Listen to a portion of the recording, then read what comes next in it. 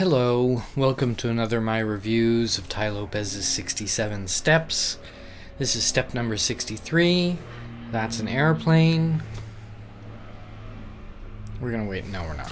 And this one's about Alexander the Great and his aggression. Alexander the Great's aggression and the truth about your age. Oh dear. And the best way to counter any opposition. Now, Alexander the Great, perhaps not at the top of the list of positive role models that you could choose, but you have to admit that he got what he set out to do. And we want to conquer like he conquered. You could stretch the metaphor, perhaps. We want to conquer our fears, at least. Unlike Alexander the Great, we're not mentored by Aristotle, though you do have me and Tai Lopez. So there you go. Alexander the Great, if you don't know, started out at the age of 19 on his quest to conquer the world, and in the next 12 years, that he died at the age of 31. In the next 12 years, he basically did that. He conquered the known, European, from Europe to India. Pretty amazing. And, the way he did that, actually, I don't even know if there's a point in continuing on with the Alexander the Great metaphor. But, we've said it before in these 67 steps, and it's worth repeating, that we, this incorrect view that we have of our own timeline. Then this quote from Seneca, that in our fears we act mortal, in our dreams immortal. We wait. And this is Tai's very interesting PI versus IP. You have a patient impatience. You wait a long time. That means you're patient to start. You wait a very long time to start, and then when you get started on something, you're very quick to give it up. You're impatient. Whereas you should be impatient patience. You should be impatient to start. You should start something right away, and you should be patient enough to stick with it. And Alexander the Great, to go back to it, he certainly did that. He would siege a town for 3 years at some point. He started his quest very early, and he had the wherewithal to stay with it, for better or for worse. So what's your goals for today? Tai talks about people, and I've met these kinds of people as well, who have their 10-year goals, 5-year goals, and things like that. But, you can't predict 10 years out. I wouldn't trust any financial advisor who said this stock's going to go worth such and such in 10 years. You just don't know. But you don't know whether you're going to be dead or alive, to be morbid again. But you do know pretty much that you're going to make it through today or, tomorrow, barring a incredible accident. So what are you going to do in that time? And so this thing about the truth about your age, as far as from when you were born until now, kind of is irrelevant.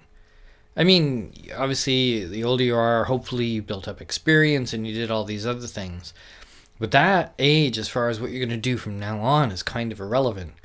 Because somebody who's 80 years old could live another 10 years, but if you're only 40, you might get hit by a bus tomorrow. So that 80-year-old has more time to do something than you do from now. Gosh, this is morbid. Maybe I'm a bit morbid today. I don't know. So, if you don't, why are you waiting to do things? And, if you don't start the diet, don't start the diet tomorrow, though you shouldn't be dieting. Don't change your eating habits tomorrow. Change your eating habits today. Of course, if you're going to get hit by a bus tomorrow, I think changing your eating habits doesn't really matter, but that's not the point. I have a friend, they didn't really save any money for their retirement, and she said her plan was that, she would be dead by then. Well, she's not. Fortunately or unfortunately. And, so start today, because even, what is it? Plan for the worst, hope for the best, So if you start changing your eating habits or doing physical fitness or saving your money today, the worst that can happen is that you're going to live a long time and you will have prepared for that long time. Or you could say you're going to live a very short time and you took care of yourself. It's a character thing as well.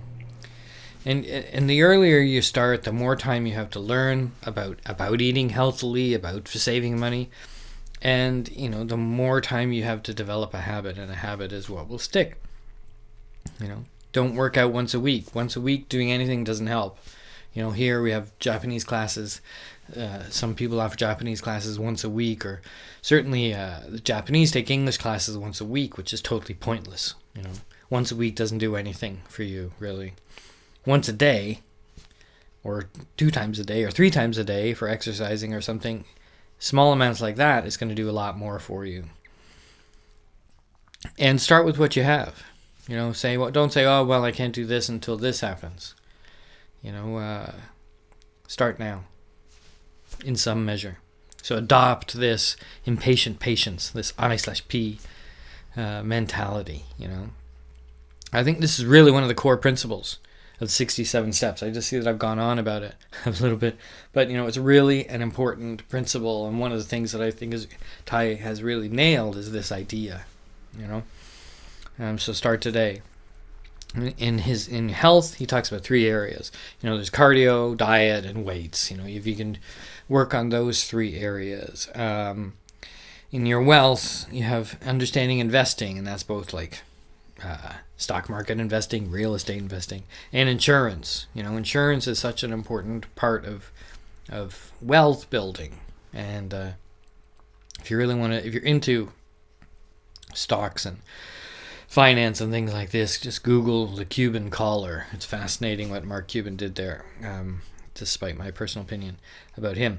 And developing an entrepreneurial spirit. So in wealth, investing, insurance, entrepreneurial spirit. Happiness.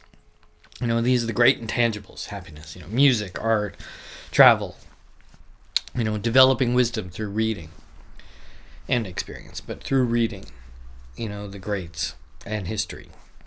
Developing a sense of balance, not being dogmatic, not being nationalistic, and getting fulfillment. These things are all the things that we're supposed to be looking at. So if you're not looking at them today, what are you here for? When are you going to start? And Tai has this great one about somebody who is, where was that? Oh yeah, people who say they're going to start the diet, on New Year's Day, and it's August. Well, what are you going to do for the next 4 months? What you're saying is I'm going to treat myself like crap for the next 4 months, and it just makes no sense. If a diet again, or changing your eating habits is what you really want to do, why are you going to wait till New Year's? Do it now. I think you really don't want to do it. That's the truth. Okay, there we go.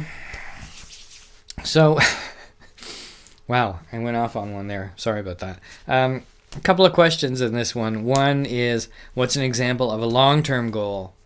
You set yourself something long-term goal, but you should have been able to do it and should have done it faster. And what's something that you could do right now to begin impatiently and to patiently continue with? What are you going to start after you stop watching YouTube and cat videos? Thanks for watching. This is step 63. We're tantalizingly close to the end. Subscribe if you haven't already. Send me a message. I always try and respond to these comments as fast as I possibly can. And there's more exciting stuff in the future. See you soon.